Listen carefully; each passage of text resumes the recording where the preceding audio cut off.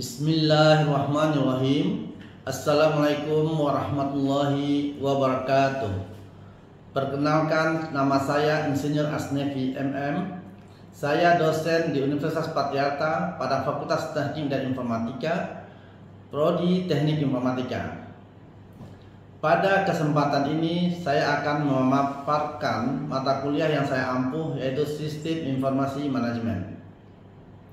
Mata kuliah Sistem Informasi Manajemen ini merupakan mata kuliah inti atau wajib yang diajarkan pada Prodi S1 Teknik Informatika semester ganjil, yaitu semester 3 dengan bobot SKS 3 SKS. Adapun deskripsi dari mata kuliah Sistem Informasi Manajemen, yaitu mata kuliah ini berisi pemahaman tentang definisi, fungsi, tujuan, proses, dan manfaat sistem informasi manajemen. Sistem informasi dalam perusahaan yang mengetahui tentang bisnis proses, tipe bisnis, tipe sistem, jenis sistem, penggunaan dan pengelolaan teknologi informasi untuk merevitalisasi proses bisnis, memperbaiki pengambilan keputusan bisnis, dan meraih keuntungan kompetitif sehingga mampu menempatkan sebuah penekanan utama pada peran utama teknologi internet pada platform untuk bisnis, perdagangan elektronik, dan proses kolaborasi di antara pemegang kepentingan bisnis dalam jaringan perusahaan dan pasar global saat ini. Adapun metode pembelajaran yang dilakukan adalah perpaduan antara metode ceramah, diskusi, kerja kelompok, dan tanya jawab yang dilakukan secara offline, serta praktik yang disesuaikan dengan masing-masing pokok bahasan dalam setiap kali pertemuan. Materi pembelajaran dari mata kuliah ini adalah tentang definisi, fungsi, tujuan, proses, dan manfaat sistem informasi manajemen. Berikutnya, sistem informasi dalam perusahaan yang mengetahui tentang bisnis proses, tipe sistem, jenis sistem, dan informasi dalam sistem bisnis, mengetahui tentang informasi mentransformasi bisnis, sistem informasi dan data, aktivitas sistem informasi, mengetahui tentang sistem informasi, organisasi, manajemen, dan strategik yang harus dilakukan dengan mempelajari tentang organisasi, fitur organisasi, dampak sistem informasi. Berikutnya, pembelajaran tentang perusahaan digital, mempelajari tentang e-commerce, e-business, pasar online, internet user. Selanjutnya, mempelajari tentang infrastruktur teknologi informasi yang harus mengetahui tentang pengertian, evaluasi IT, dan komponen-komponen IT. Terakhir, diharapkan mahasiswa mengatur sumber daya data, pentingnya data, hierarki data, database manajemen. Adapun capaian dari mata kuliah ini diharapkan mahasiswa bisa memahami maksud dan tujuan dari sistem informasi manajemen, dapat memahami sistem informasi dalam perusahaan seperti memahami bisnis proses, tipe sistem, dan jenis sistem pada suatu perusahaan, bisa memahami informasi dalam sistem bisnis seperti informasi mentransformasikan bisnis, sistem informasi dan data, aktivitas sistem informasi, memahami sistem informasi, organisasi, manajemen, dan strategi, memahami perusahaan digital seperti e-commerce, e-business, pasar online, dan internet user. Di samping itu juga harus bisa memahami infrastruktur teknologi informasi tentang pengertian, evolusi, dan komponen-komponen IT. Yang terakhir diharapkan memahami pengaturan sumber daya data seperti pentingnya data, hierarki data, database manajemen. Saat ini di Universitas Patriarta perkuliahan sudah dilaksanakan kembali dengan offline. Sebelum perkuliahan dimulai, biasanya kami mengadakan kontrak kuliah dengan mahasiswa. Isi kontrak kuliah ini biasanya tentang tata tertib, proses penilaian antara dosen dengan mahasiswa, dan inilah yang menjadi acuan bagi kami sebagai dosen selama proses perkuliahan itu berjalan. Biasanya dalam pembelajaran saya melakukannya berupa ceramah, diskusi, kerja kelompok dan praktik yang disesuaikan dengan mata ajarnya. Untuk ceramah, biasanya saya akan mengambil dari beberapa buku sebagai referensinya dan ditampilkan dalam bentuk PowerPoint slide by slide dengan menggunakan proyektor di dalam kelas.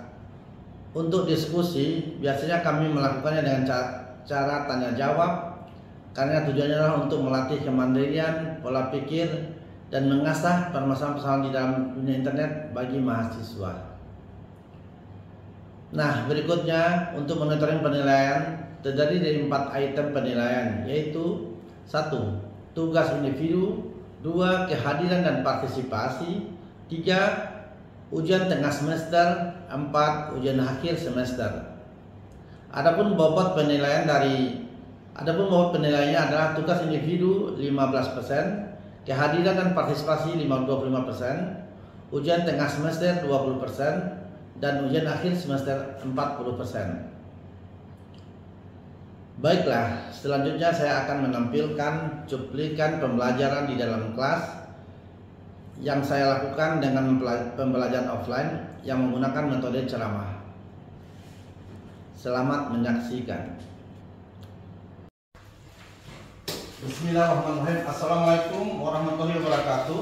Waalaikumsalam warahmatullahi wabarakatuh. Bagaimana kabar hari ini adik-adik mahasiswa? Semoga kalian sehat selalu. Hari ini kita akan memulai pembelajaran tentang sistem informasi manajemen atau disingkat SIM. Ya.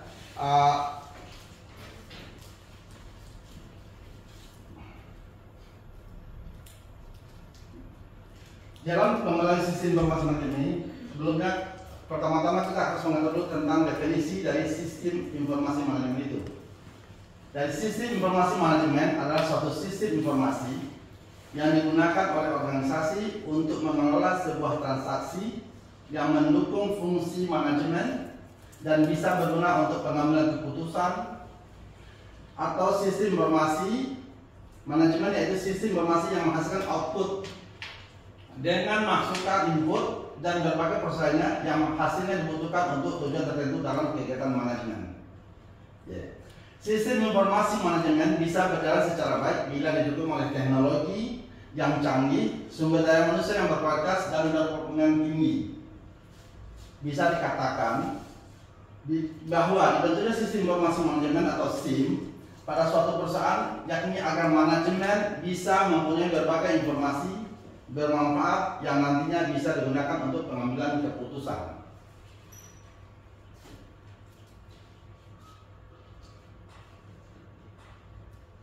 Kemudian fungsi dari sistem informasi manajemen itu sendiri.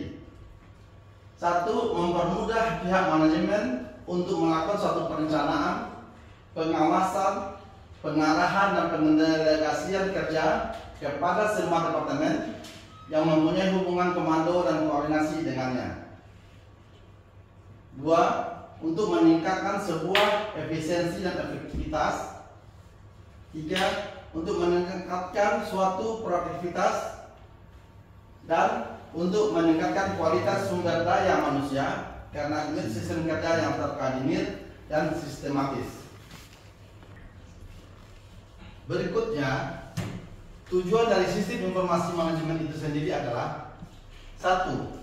Untuk menyediakan suatu informasi dalam pengambilan suatu keputusan.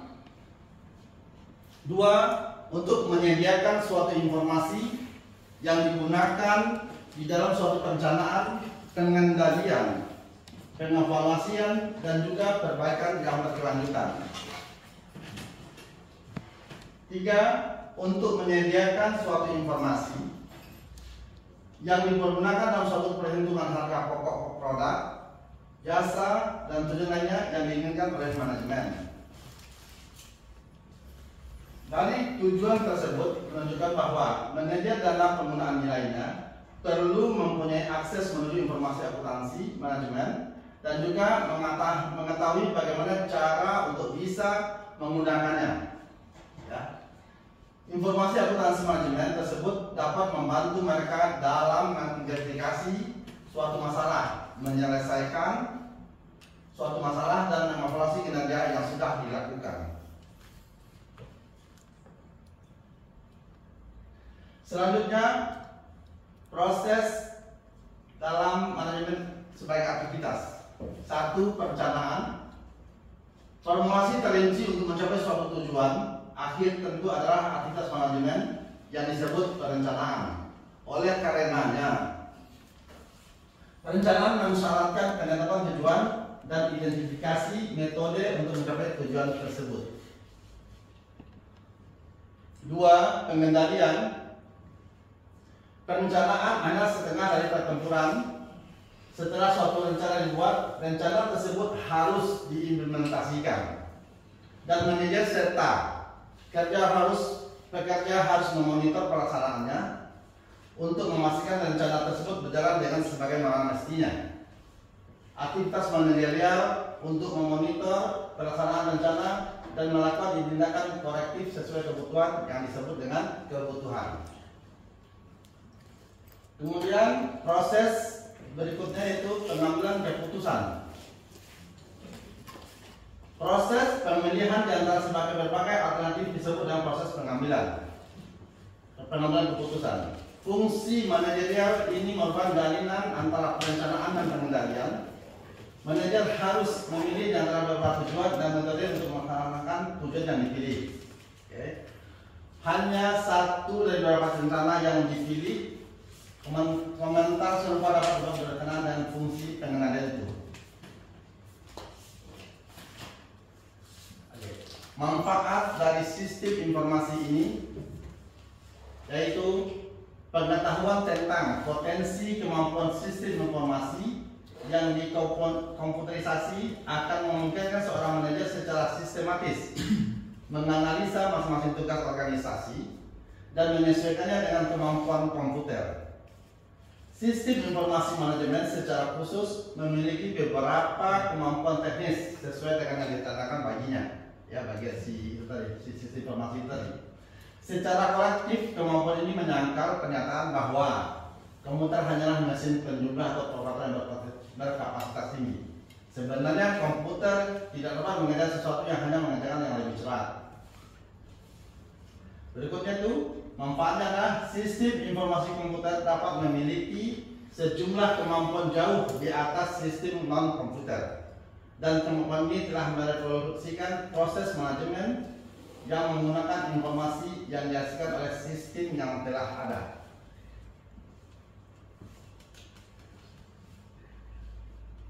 Oke, manfaat berikutnya kemampuan teknis dari sistem informasi itu adalah memproses data secara batch. Kalau secara batch itu maksudnya secara kelompok ya. Oke. Pemrosesan data secara tunggal ya. Kemudian pemrosesan data secara online, real time, dan juga komunikasi data dan switching pesan. Pemasukan data secara jarak jauh dan update file. Pencarian record dan analisis, pencarian file, algoritma dan model keputusan. Ini adalah manfaat dari kemampuan teknis dari sistem informasi. Dan terakhir adalah otomisasi kantor. Paham kira otomisasi kantor? Sudah kebayang belum bagi adik-adik semuanya? Kira-kira otomisasi kantor seperti apa? Ya nanti mungkin akan paham selanjutnya ya. Ini mungkin pembelajaran pertama. Masih meraba-raba. Oke. Faktor yang menyebabkan gagalnya sebuah sistem informasi manajemen. 1. Kurangnya organisasi yang wajar. Ini maksudnya kurangnya organisasi yang wajar itu adalah tidak cukup ya, tidak mengcover untuk semua yang dibutuhkan. Kemudian kurangnya perencanaan yang memadai. Di asal-asalan biasanya buat itu. Kemudian kurang personal yang handal, kurangnya partisipasi manajemen dalam bentuk keikutsertaan para manajer dalam merancang sistem. Ini biasanya ada manajer yang malas, seolah-olah bahwa isunya aja tuh anak buah yang ikut. Nah, sementara dalam sistem itu kita membutuhkan orang yang handal, yang memahami situasi kerja mereka sendiri. Ya. Nah, inilah contoh konkret penerapan sistem informasi di dalam pembelajaran ini. Contoh pertama itu adalah Enterprise Resource Planning atau ERP. Maksud dari ini adalah sistem ERP ini biasanya digunakan oleh sejumlah perusahaan besar dalam mengelola manajemen dan melakukan suatu pengawasan yang saling terintegrasi terhadap unit bidang kerja keuangan, accounting, sumber daya manusia, pemasaran, operasional, dan pengelolaan persediaan. Oke. Di sini pernah dengar kata-kata ERP? Sebelumnya? Belum ya? Oke. Mungkin saya akan terangkan sedikit ini maksudnya apa sih Pak kalau di dalam kantor ya. Yang kecil saja ya di kita sendiri ini di universitas itu seperti SIAKA, sistem informasi akademik itu termasuk sistem informasi. Di sistem informasi itu adalah beberapa sistem informasi yang digunakan untuk mempermudah kerja di dalam kantor kita sendiri ya dalam kita. Nah contoh kecil itu SIAKA. Nah, SIAKA itu kenapa dibilang bisa sistem informasi? Karena dia bisa menampilkan kebutuhan yang kita inginkan, bisa di pihak top manajemen melihat sampai di mana kita mempunyai mahasiswa, kemampuan mahasiswa. Nanti kita juga bisa menganalisa dari SIAKA itu bisa dilihat nilai-nilai anak-anak mahasiswa, kenapa bisa begini, bisa begitu. Jadi bisa mengambil langkah-langkah untuk berikutnya. Itulah tujuannya. Nah, yang lebih besarnya di suatu perusahaan adalah ERP.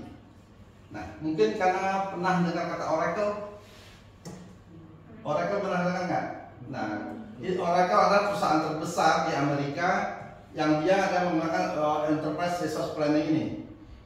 Jadi Oracle itu, Enterprise Resource Planning, mereka membuat suatu sistem untuk seluruh kegiatan di dalam suatu perusahaan besar ya. Misalnya manufacturing. Dulu saya sebagai pengalaman juga bekerja di manufacturing di Toshiba Tech. Hampir 20 tahun saya bekerja pengalaman di manufacturing Toshiba Tech. Itu mereka menggunakan Oracle dalam mempermudah manajemen untuk mencari keputusan-keputusan dalam mengambil keputusan yang seperti yang saya terangkan dari pertama tadi. Ya, itu mereka akan mengetahui bagaimana caranya bekerjanya sebuah sistem untuk pemasaran, ya, yang beli barang. Terus sumber daya manusianya juga bisa dilihat ke situ. Yang terutama sekali itu adalah tentang keuangan. Jadi biasa top manajemen selalu akan melihat dari sisi keuangannya.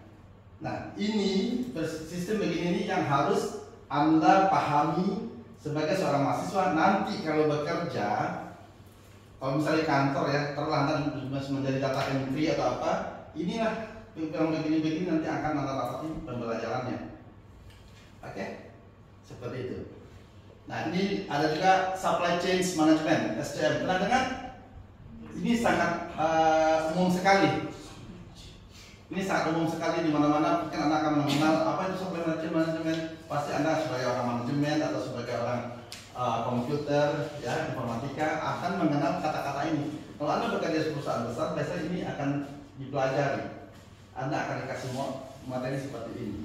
Nah, supply chain management adalah sistem supply chain management ini sangat bermanfaat bagi pihak manajemen, di mana data-data yang disajikan terintegrasi mengenai manajemen supply bahan baku, mulai dari pemasok, produsen, pengejar hingga konsumen akhir. Nah, itu siklusnya seperti itu. Ya, ini contoh sistem informasi manajemen yang banyak digunakan pada perusahaan-perusahaan saat ini. Ya, tapi ini yang besar. Kalau yang kecil contohnya seperti SIAKA. Ya, kalau di pertokoan itu bisa ya, kalau di Alfamart atau itu kita bisa lihat juga seperti apa sistem informasi manajemen yang dipakai. Anda bisa melihat pelajari seperti itu. Oke, sampai sejauh ini ada yang bisa ditanyakan? Saya Pak, bagaimana sih contoh sistem informasi manajemen dalam sebuah perusahaan? Oke. Nah, ini pertanyaan yang bagus. Tadi saya sudah sampaikan tadi juga ya. Saya terangkan tadi sebenarnya bagaimana penggunaan sebuah sistem informasi di dalam suatu perusahaan. Biasanya kalau perusahaan besar seperti saya bilang tadi, kalau mereka itu biasa menggunakan sistem, biasanya mereka beli sebuah sistem Oracle, ERP di sebuah penyedia ya. Nah, di situ sistemnya nanti kamu mempelajari sistem di situ akan terbentuk semua materi yang ada dalam perusahaan itu. Bagian misalnya di bagian keuangan, berikutnya bagian supply chain atau store. Ya, store itu yang sangat berpengaruh sekali karena mereka stok ada di store. Ya, dia akan mengecek antara stok di store dengan di keuangan. Ya, nah itu ada sistemnya. Nah itu dibilang enterprise resource planning. Jadi seperti itu. Jadi maksudnya sistemnya itu bergerak mengetahui semua setiap divisi-divisi itu saling connect, ya, saling connect sesuai dengan fungsi dari masing-masing divisinya, departemennya, ya. Misalnya kita sebagai sumber daya manusia, berarti hanya saya berfungsi untuk mengetahui sejauh mana SDM yang saya sediakan sesuai dengan sesuai dengan kemampuan yang diminta, seperti itu. Nah, kalau untuk gudang atau store, mereka akan lihat di situ barang yang masuk, keluar, yang rusak. Nah, itu akan terpantau satu sistem. Top manajemen bisa lihat itu. Nah, jadi top manajemen itu bisa lihat itu semua. Jadi dia bisa dari sistem itulah dia mengambil suatu keputusan bagaimana dia membuat perencanaan ke depannya. Ya, bagaimana dia mengendalikan perusahaannya dari jauh. Maka orang bilang top manajemen cukup kerja di rumah, dan dia bisa lihat dari situ saja. Begitu. Nah, itu salah satu contoh yang bisa kalian lihat. Ya, paham? Oke. Nah, yang terakhir itu ada namanya transaction process system. Ada juga ini TPS ini berguna untuk suatu proses data dalam jumlah yang besar dengan transaksi bisnis yang rutin. Program ini biasa diaplikasikan untuk manajemen gaji dan inventaris. Yang terakhir itu contohnya misalnya Office Automation System. Ini Office Automation System ini adalah berguna untuk melakukan sebuah komunikasi antar departemen dalam suatu perusahaan dengan cara mengintegrasikan server-server komputer pada setiap usaha di perusahaan. Contohnya itu email, ya. Jadi perusahaan itu kadang-kadang kan banyak cabang, ya. Pusatnya di Jakarta misalnya. Dia punya cabang, contoh kelapa sawit. Kelapa sawit itu ada di mana? Kalimantan Utara, Kalimantan ini segala macam, banyak cabangnya. Nah, mereka untuk mempermudahkan komunikasi, ya, dia menggunakan Office Automation System, yaitu salah satu adalah email. Ya, emailnya adalah salah satu contoh dari otomatisasi sistem. Oke, paham ya?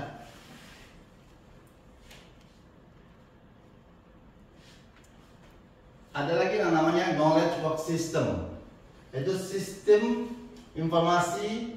Knowledge work system ini mengintegrasikan suatu pengetahuan baru ke dalam organisasi. Dengan ini diharapkan para tenaga ahli mampu menerapkannya dalam pekerjaan mereka. Nah, selanjutnya dia akan mengajar sebagai pengguna sistem informasi manajemen. Manajer merupakan individu yang berbeda-beda, karena mereka memerlukan informasi untuk tujuan praktis yang berbeda-beda pula. Untuk itu, dikembangkanlah beberapa kerangka kerja yang memungkinkan pengguna informasi untuk memecahkan masalah. Salah satu pakar manajemen, Robert N. Anthony, membagi 3 tingkat manajemen pokok, yaitu manajemen tingkat puncak. Manajemen puncak ini adalah para susunan organisasi seperti presiden dan wakil presiden. Sering disebut tingkat perencanaan strategi. Keputusannya berpengaruh ke seluruh organisasi untuk masa kini dan masa mendatang. Yang kedua itu manajer tingkat menengah, seperti manajer wilayah, direktur, dan kepala divisi. Manajer pada tingkat ini melakukan pekerjaan-pekerjaan bersifat teknis dan dinamakan tingkat manajemen kontrol yang bertanggung jawab dalam meletak perencanaan menjadi pekerjaan nyata dan memastikan akan tercapainya tujuan. Ini manajemen tingkat rendah. Ini adalah merupakan kepala departemen, supervisi, dan pimpinan proyek. Merupakan orang yang bertanggung jawab menjalankan perencanaan yang dibuat oleh manajer pada tingkat di atasnya. Tingkat paling rendah ini biasanya disebut dengan kontrol operasional karena pada tingkat inilah operasional perusahaan ditangani. Oke, nah tadi. Kemudian kita lanjut dengan peranan informasi. Dalam menyelesaikan masalah manajemen, tahapan-tahapan pemecahan masalah. Oke. Berikutnya adalah peranan informasi dalam menyelesaikan masalah manajemen.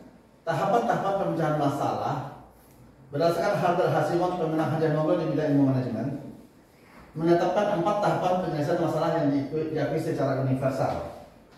Menurut Simon, penyelesaian masalah meliputi aktivitas intelijen, yaitu mencari lingkungan yang memiliki kondisi sesuai dengan memecah masalah. 2. Aktivitas desain, menciptakan, mengembangkan, dan menganalisis tindakan yang memungkinkan. 3. Aktivitas pemilihan, yaitu menentukan pilihan dari kemungkinan tindakan-tindakan yang ada. 4. Kegiatan evaluasi, menilai pilihan yang telah ditetapkan. Demikian apa yang sudah kita sampaikan tadi. Saya rasa inilah yang terakhir ucapan terima kasih kepada kalian semuanya. Semoga apa yang disampaikan tadi bisa dipahami dan dipelajari untuk berikutnya, sehingga berikutnya kita akan pelajari yang lebih tentang sistem informasi manajemen ini. Terima kasih. Assalamualaikum warahmatullahi wabarakatuh. Waalaikumsalam warahmatullahi wabarakatuh. Demikianlah deskripsi mata kuliah dan cuplikan video pembelajaran ini saya tampilkan. Semoga bisa menjadi inspirasi bagi teman-teman dosen yang lainnya. Jika ada kekurangan, mari kita sama-sama saling melengkapi. Jika ada kelebihan yang saya sampaikan dalam video ini, mari kita sama-sama kembangkan menjadi yang lebih baik. Demikian saya Asnefi undur diri. Wabillahi taufiq wal hidayah. Wassalamualaikum warahmatullahi wabarakatuh.